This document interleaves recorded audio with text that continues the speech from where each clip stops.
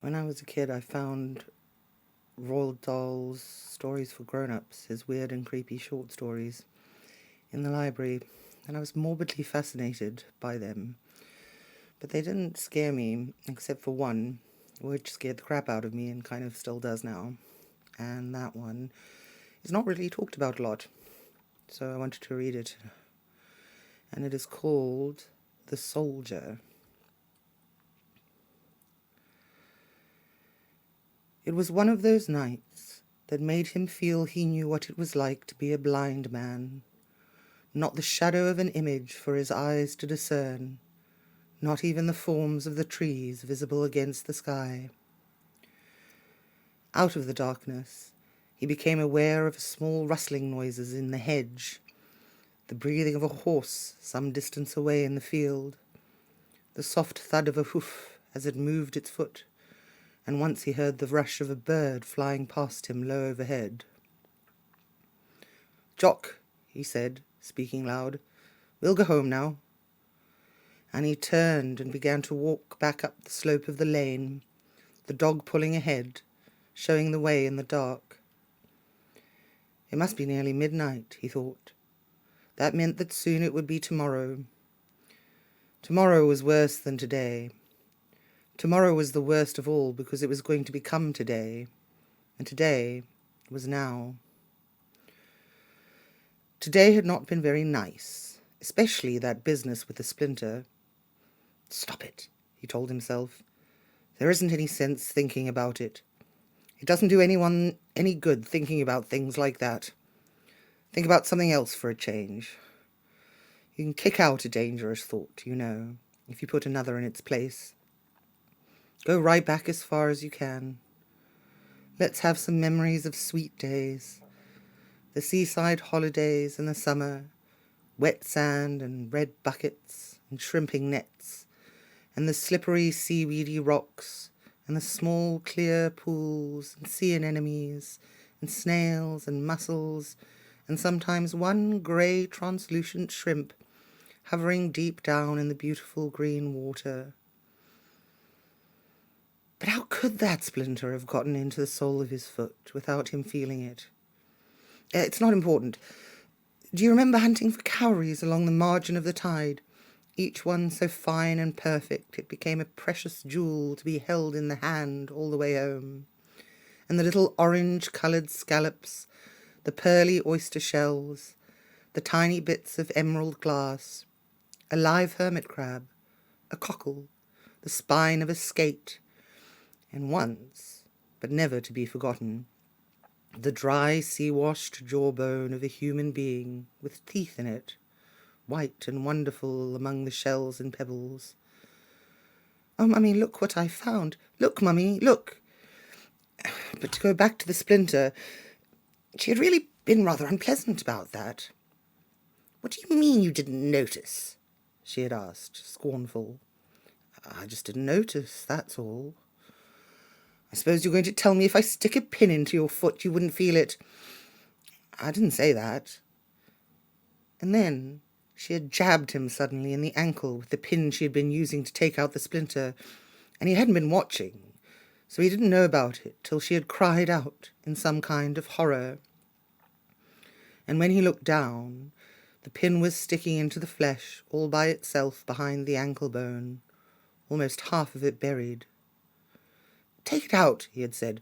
"You can poison someone like that." "You mean you can't feel it? Take it out, will you?" "You mean it doesn't hurt? The pain is terrible. Take it out." "What's the matter with you?" "I said the pain is terrible. Didn't you hear me?" Why did they do things like that to him? When I was down beside the sea, a wooden spade they gave to me to dig the sandy shore. My holes were empty as a cup, and every time the sea came up till it could come no more. A year ago, the doctor had said, "Shut your eyes. Now tell me whether I'm pushing this toe up or down." "Up," he had said. "And now?" "Down. No, up. I think it's up." It was peculiar that a neurosurgeon should want to play with his toes. "Did I get them all right, Doctor?" "You did very well." But that was a year ago. He had felt pretty good a year ago. The sort of things that happen now never used to happen then. Take, for example, just one item. The bathroom tap. Why was the hot tap in the bathroom on a different side this morning? That was a new one. It's not of the least importance, you understand, but it would be interesting to know why. Do you think she could have changed it over? Taken a spanner and a pipe wrench and sneaked in during the night and changed it over? Do you? Well, if you really want to know, yes. The way she'd been acting lately, she'd be quite capable of doing that. A strange and difficult woman, that's what she was. Mind you, she used not to be.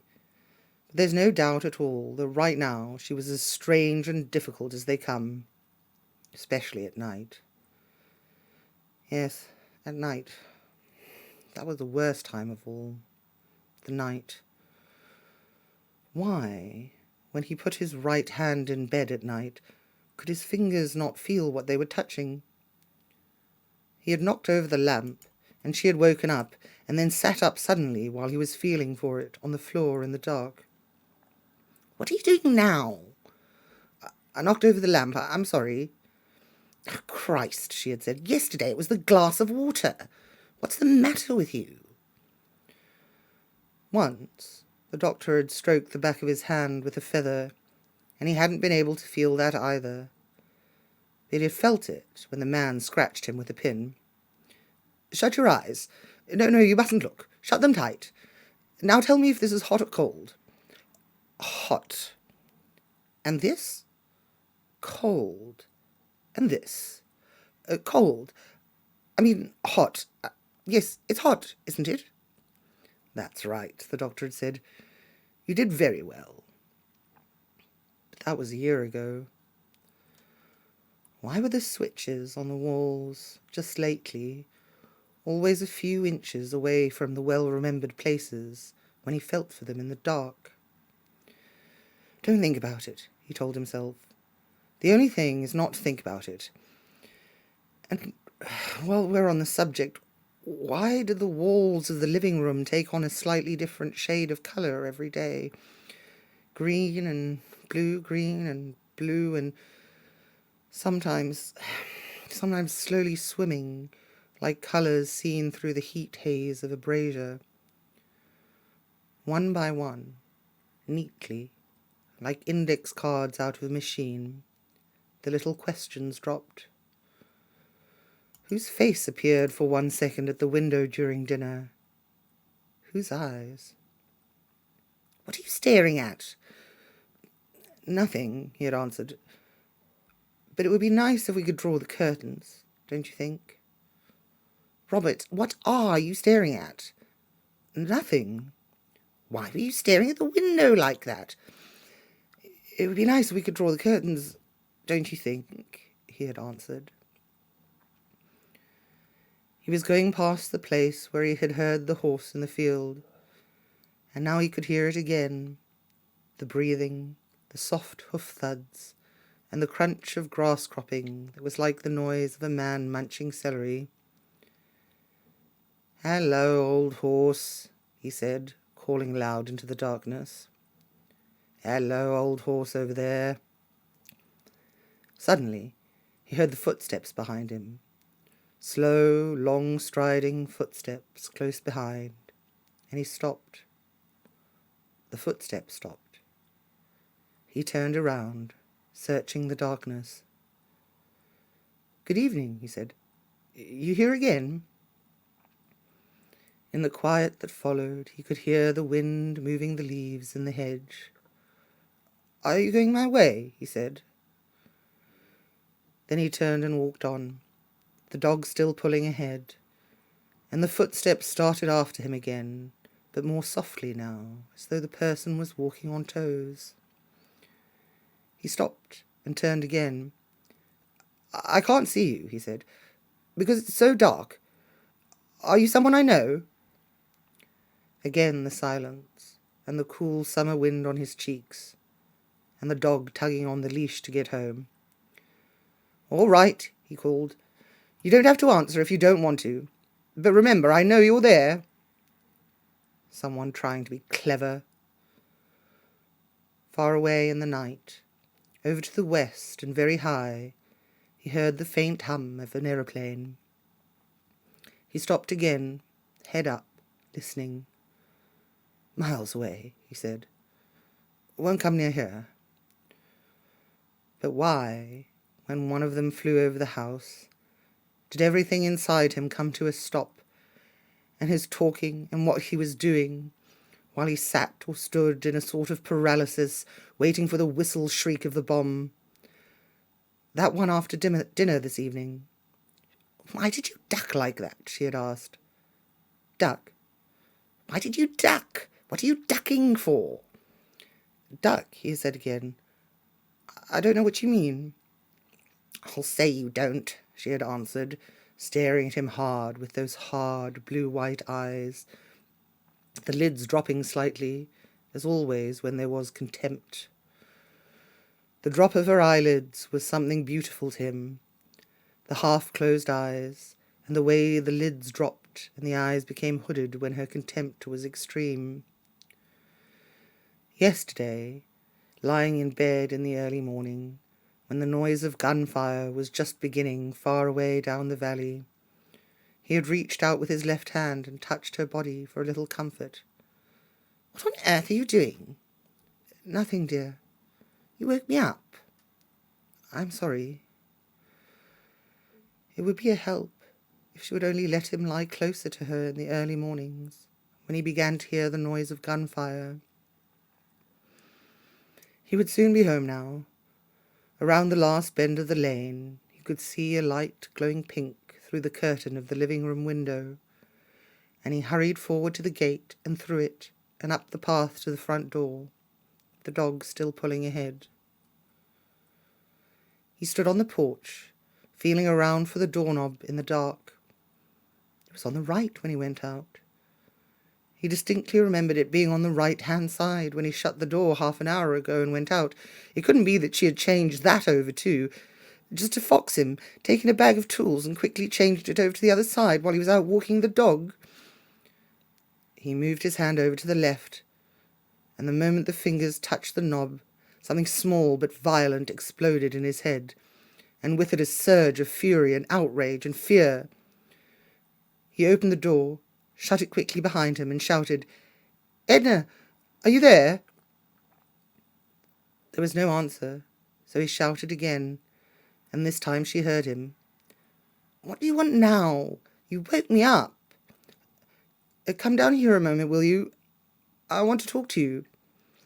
Oh, for heaven's sake, she answered. Be quiet and come on up. Come here, he shouted. Come here at once. I'll be damned if I will. You come here. The man paused, head back, looking up the stairs into the dark of the second floor. He could see where the stair rail curved to the left and went on up out of sight in the black towards the landing.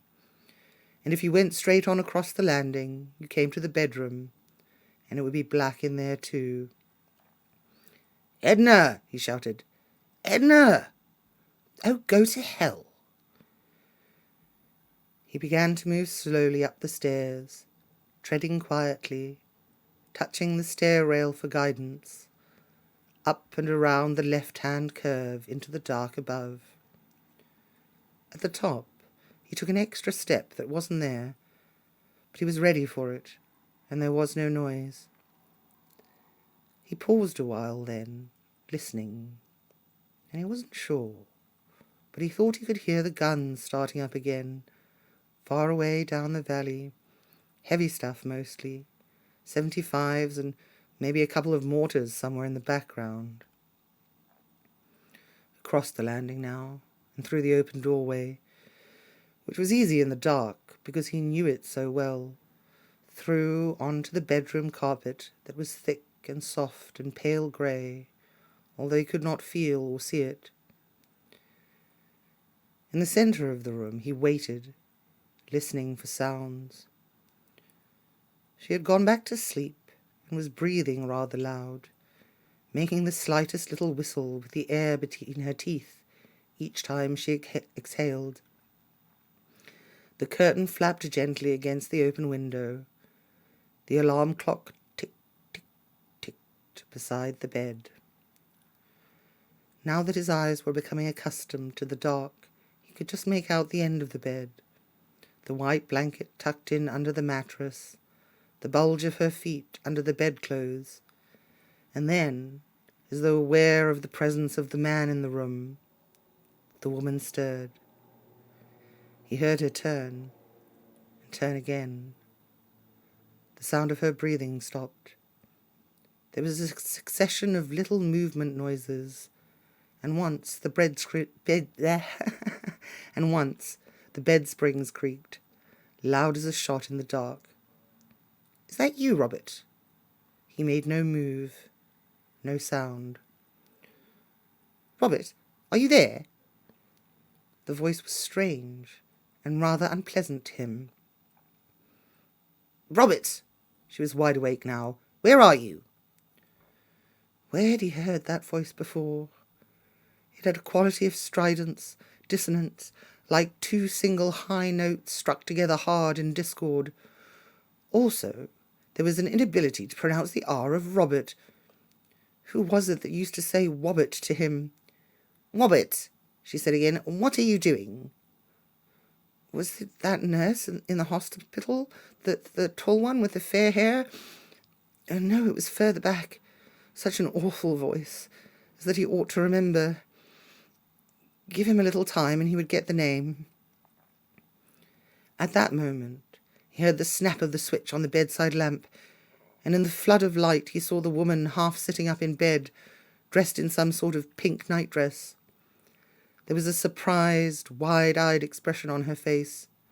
Her cheeks and chin were oily with cold cream. "You better put that thing down," she was saying, "before you cut yourself." "Where's Edna?" He was staring at her hard. The woman, half sitting up in bed, watched him carefully. He was standing at the foot of the bed, a huge, broad man, standing motionless, erect, with heels together, almost at attention, dressed in his dark brown, woolly, heavy suit. "Go on," she ordered. "Put it down." "Where's Edna?" "What's the matter with you, Wobbits?" "There's nothing the matter with me. I'm just asking you, where's my wife?" The woman was easing herself up gradually into an erect sitting position and sliding her legs towards the edge of the bed. "Well," she said at length, the voice changing, the hard blue-white eyes secret and cunning. "If you really want to know, Edna's gone. She just left now while you were out." "Where did she go?" "She didn't say." "And who are you?" "I'm just a friend of hers." "You don't have to shout at me," he said. "What's all the excitement? I simply want you to know I'm not Edna."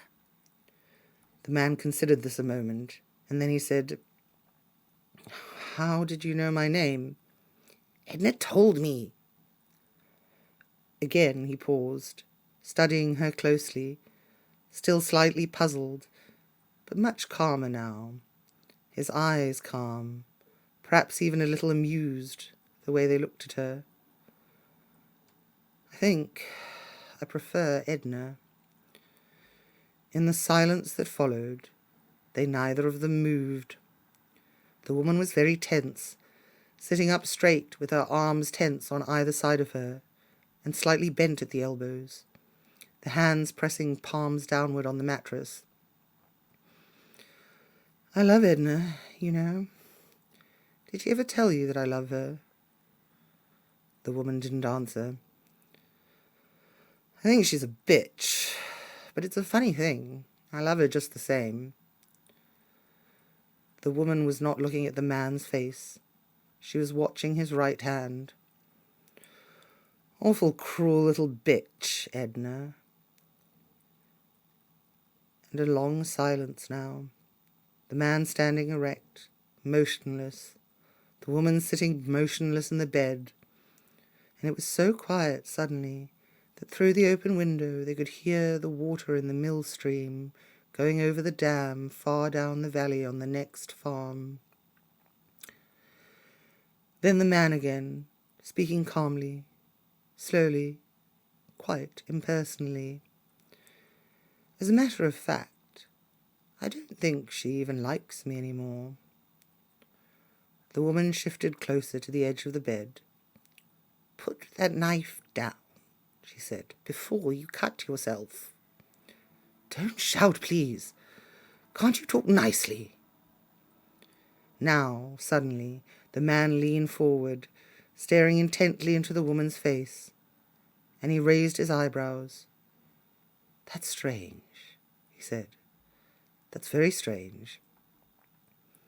He took a step forward, his knees touching the bed.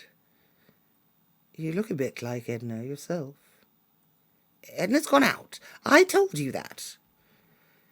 He continued to stare at her, and the woman kept quite still, the palms of her hands pressing deep into the mattress.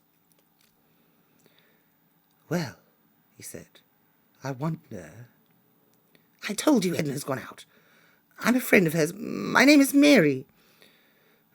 My wife, the man said, has a funny little brown mole just behind her left ear.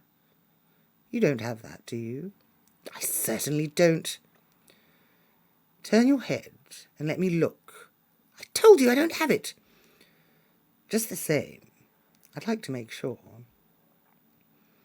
The man came slowly around the bed. Stay where you are, he said. Please don't move.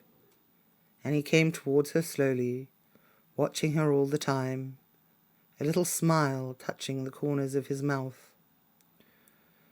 The woman waited until he was within reach, and then, with a quick right hand, so quick he never even saw it coming, she smacked him hard across the front of the face. And when he sat down on the bed and began to cry, she took the knife from his hand and went swiftly out of the room, down the stairs, to the hall where the telephone was.